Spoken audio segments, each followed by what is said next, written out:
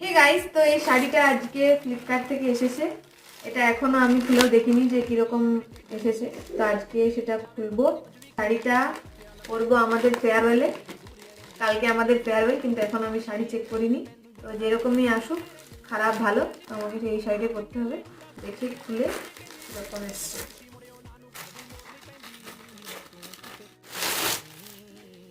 অনেকদিন ধরে এত এত শাড়ি বাছার পর অবশেষে এই শাড়িটা সিলেক্ট করা হয়েছে। দেখা যাক কিরকম এসেছে শাড়িটা। এই যে হ্যান্ডলুমের শাড়ি, আর এটা বর্ডার আছে এরকম লাভ লাভ দেওয়া হোয়াইট কালারের। এটার সাথে হোয়াইট কালারের ব্লাউজ পরতে বলেছে। তো দেখি এখন কি ব্লাউজ জোগাড় হয়। ফেয়ারওয়েলে অনেক অনেক ভিডিও করব, তো সেই সময় দেখতে পাবে যে শাড়িটা কিরকম লাগছে আমাকে পরে।